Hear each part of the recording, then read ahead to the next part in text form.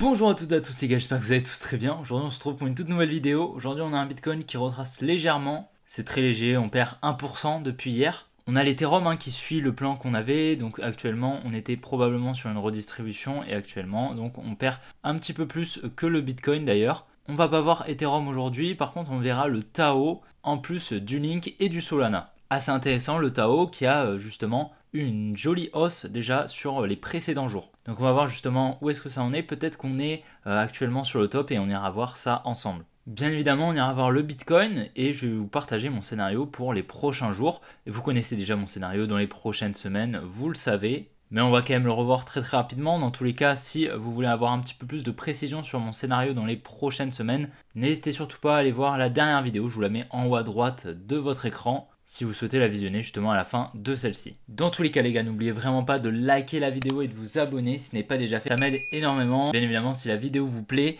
Et puis n'oubliez vraiment pas de rejoindre le groupe Telegram ainsi que le canal Telegram directement en description. Et puis les gars, je vous embête pas plus. Allez, on est parti. Donc on va faire un petit récap justement pour ceux qui n'ont pas vu la vidéo d'hier. Donc ici on est sur une plus grande distribution, Buying Climax, Automatic Rally, Secondary Test. Juste là on crée une résistance juste ici, on vient liquider. Ici avec le Uptrust on a une deuxième liquidation avec le UTAD. On va voir ça assez rapidement, d'accord. On a un probable Protected High, donc un high protégé tout simplement ici, d'accord. Je pense clairement qu'il l'est, j'en suis quasiment sûr, d'accord. Ici on a un joli bloc institutionnel qui n'a pas été mitigated. Comment on sait qu'il ne l'a pas été ? Tout simplement parce qu'ici on a de l'imbalance. Qu'est-ce que ça veut dire mitigated? Ça veut dire qu'on n'est pas venu chercher en fait les ordres qui sont en négatif ici, qui ont été injectés ici afin de décaler le carnet d'ordre pour venir liquider. Donc la deuxième liquidation, l'UTAD, d'accord. La smart money est venue décaler le carnet d'ordre pour effectuer ce mouvement haussier. Donc ici elle a des ordres négatifs. On va venir les refermer en venant dans le bloc institutionnel. Donc probablement autour des 45 100, 45 200, peut-être les 45 500, c'est possible. Pour ensuite repartir à la baisse, on a toujours ce biais baissier à moyen terme qu'on va exécuter, d'accord. On est baissier depuis environ, voilà, ici les 43 100 lorsqu'on est venu les casser ici, on est baissier. Donc on va effectuer des plus bas et je pense qu'on va simplement effectuer une plus grande structure comme ceci pour effectuer des plus bas. À très court terme, comme vous pouvez le voir ici, on vient donc créer une résistance, d'accord, qu'on avait déjà. On a vraiment pas mal de liquidité juste au-dessus du prix actuel. Voilà, on a vraiment pas mal de liquidité parce qu'ici on a des equal high qu'on vient conforter juste là. C'est vraiment propre. Ici en lower time frame, je pense qu'on va venir chercher les liquidités qu'on a juste ici, en fait créer une distribution qu'on a juste là, qu'on ira voir justement en lower time frame pour ensuite réaccumuler juste là. Peut-être venir chercher ce bloc institutionnel, tac, pour ensuite repartir à la hausse, venir chercher celui-ci, donc le bloc des 45 000 $, pour ensuite repartir à la baisse. Si on vient en lower time frame, comme on peut le voir ici, on a une probable distribution, création de liquidité avec une liquidation juste là. Elle n'est pas extrêmement propre, mais je pense qu'elle est tout de même présente. On va venir chercher la trailing range qui est probablement ici. Tac, on va venir juste là pour ensuite probablement réaccumuler, repartir à la hausse. Personnellement à court terme, j'attends donc la TR qu'on pourrait mettre aux 41 400 $. Juste là, je vais vous la mettre en rouge. Tac, donc notre TR qu'on a juste là, je pense que voilà, on va venir la chercher et ensuite effectuer des plus hauts pour justement les prochaines semaines, on va dire. Maximum, je pense qu'on viendra donc chercher les 45 000. Donc comme je vous l'ai dit hier, on a vraiment la dumb money qui a changé de sentiment, d'accord. Ici, on avait vraiment une dumb money qui commençait à devenir baissière. C'est normal, d'accord, on est venu casser une trendline, casser un support en même temps, donc clairement pour la dumb money c'est extrêmement baissier. Sauf que pour la smart money c'est justement assez cool, d'accord, parce que du coup elle réintègre juste là, le sentiment de marché change, d'accord, la dumb money redevient bullish parce qu'on réintègre non seulement la trendline qui est juste ici avec justement le support, donc c'est super, le sentiment change. Et donc clairement, voilà, je pense que la dumb money va devenir encore plus bullish lorsqu'on va venir chercher donc la résistance, parce qu'ici on a une grosse résistance, ok. Donc si on vient la casser ici, bah clairement je pense que la dumb money se verra déjà aux 45 000 $, et nous on viendra effectuer des plus bas juste après avoir effectué la mitigation du bloc institutionnel. On a donc toutes ces liquidités au sud juste là à venir chercher, qu'on va venir chercher, d'accord, étant donné que la distribution est extrêmement high probability, je vous l'ai expliqué hier et dans les précédentes vidéos, vraiment elle est vraiment très jolie. Dans tous les cas, le prochain arrêt qu'on attend, la prochaine zone intéressante, ce sera justement cette grande demand juste là, plus précisément les 28 500 $. C'est vraiment le niveau qu'on attend pour potentiellement en achat. Sinon, on aura ce niveau ici qui va être assez intéressant. On a vraiment pas mal de liquidités. On pourra potentiellement faire un achat au niveau des 32 500 $ à peu près pour ensuite potentiellement racheter lorsqu'on viendra aux 28 500. Et on attend donc le bottom avant le bull run sous ces equal lows juste là au niveau des 23 500 $ précisément. 23 000, 23 500 $. On attend le bottom pour ensuite repartir à la hausse et à ce moment-là entamer le gros bull run. Donc comme vous le savez, on aura probablement une récession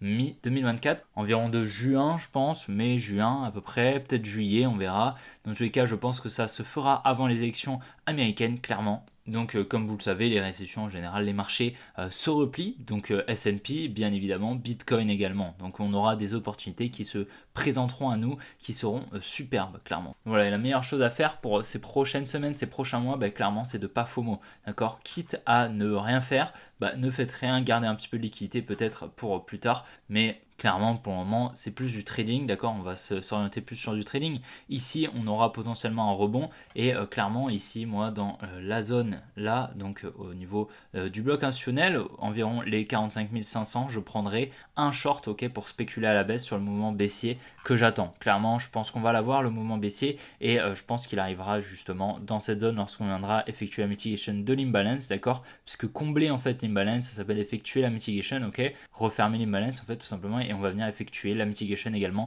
du bloc institutionnel, tout simplement. C'est le scénario que j'ai à très court terme. Je voulais donc répéter, on va venir chercher, je pense, la tiers et réaccumuler, repartir à la hausse. On a toujours ces liquidités, tant qu'on ne vient pas les chercher, on sera bullish à court terme, d'accord. À très court terme, on viendra potentiellement créer un petit mouvement baissier, mais voilà.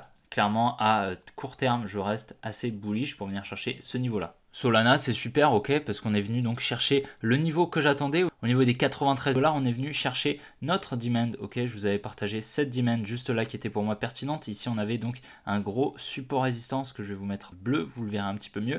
Donc voilà, en bleu, vous avez le gros support qui a fait support maintes et maintes fois. Donc j'avais potentiellement cette demand qui était protégée à court terme. Ok, pourquoi elle est protégée? Je vais vous l'expliquer, parce qu'ici, en fait, on a eu un gros transfert main forte, main faible. Lorsque le prix est arrivé ici, en fait, on est venu au contact justement de cette résistance. Qu'est-ce qui s'est passé? La Domoni a vendu en masse, ok, parce qu'on a un gros support. La Domoni, elle vend les supports, pardon, les résistances, elle vend les résistances et elle achète la cassure des résistances et elle achète les supports, ok. Lorsqu'on vient sur un support, par exemple ici on a un joli support, lorsqu'on vient au support, la Domoni, elle achète. Ensuite on vient la liquider juste là en cassant le support. Donc ici en fait la Domoni a vendu en masse ici au contact de cette résistance. Ce qui a permis en face à la Smart Money en fait d'acheter, d'accord. Elle a acheté grâce à la contrepartie sur un niveau intéressant, d'accord. Sinon elle aurait décalé le carnet d'or du coup et réalisé un gros mouvement haussier avec un prix moyen trop haut, d'accord, par rapport à sa zone d'achat. Donc ici on a potentiellement une demand protégée, c'est ce que je vous ai dit hier, bien sûr à court terme, ok. Et donc je m'attendais à un mouvement baissier pour venir chercher la demand et ensuite réeffectuer des plus hauts. Et c'est exactement ce qu'on a eu, on est venu la chercher, effectuer la mitigation tranquillement et ensuite on est venu effectuer un joli rebond, ok. On est quasiment venu chercher le high, on va venir le chercher je pense, d'accord. Potentiellement ici revenir un petit peu plus haut, ou bien étant donné qu'ici on a effectué la mitigation, ok, donc on peut potentiellement repasser dessous, c'est quelque chose qui est possible, et peut-être venir chercher la demand qui est juste en dessous pour ensuite effectuer des plus hauts. Je pense que clairement on n'a pas eu le top, je pense pas honnêtement, après voilà, je peux me tromper, mais je pense pas que le top sur le Solana est ici, surtout avec le timing que j'ai sur le Bitcoin. Je pense qu'on pourra venir chercher ce high un petit peu plus haut, je pense. C'est quelque chose qui est possible, surtout avec la zone que j'attends au niveau des 45 000 $ sur le Bitcoin.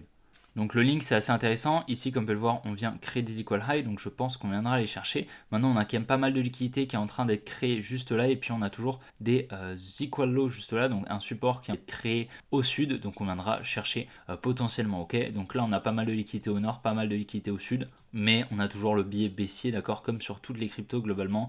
Je pense qu'on va venir chercher donc un petit peu plus bas, mais avant ça je pense qu'on viendra chercher, tout comme sur le Bitcoin, on viendra chercher potentiellement donc les liquidités qui sont au nord, peut-être dans cette supply. Donc la supply est juste là des 15,2 $. Je pense qu'on pourra y revenir pour ensuite effectuer des plus bas. Tac, juste là, un truc comme ça, je pense que ce sera pertinent justement. Donc on va surveiller le link, mais clairement, je pense pas que ce lot soit protégé. Je pense qu'on viendra le chercher dans un futur plus ou moins proche, justement avec le crash que j'attends sur Bitcoin. Tao, c'est assez intéressant, on a eu un dernier run haussier sur le Tao, donc une jolie hausse justement depuis le point bas juste là, environ 100%, d'accord, il a fait un x2, c'est assez propre. À court terme, on est venu chercher donc cette trendline juste là qui détenait pas mal de liquidités. D'ailleurs sur le Tao on avait parfaitement forecast la jolie distribution ici avec le top juste là, donc une jolie baisse d'environ 50% quand même, c'est assez propre. Et à court terme j'ai quand même l'impression qu'on est en train de distribuer, on effectue une jolie distribution, j'ai l'impression, donc création de liquidité juste là avec une jolie liquidation. Je pense qu'à présent on va pouvoir effectuer des plus bas dans tous les cas. Ici on a notre TR que je vais vous mettre en rouge juste là,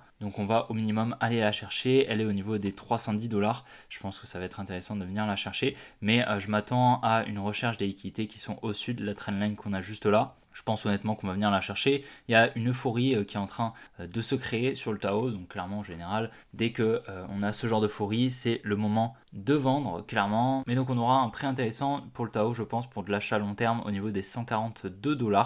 Mais clairement le Tao, je commence à en entendre de plus en plus parler là, vu qu'on a eu cette jolie hausse. Je pense qu'on pourra venir chercher donc cette trendline au sud pour piéger justement tous les entrants qui sont venus durant ce rallye haussier.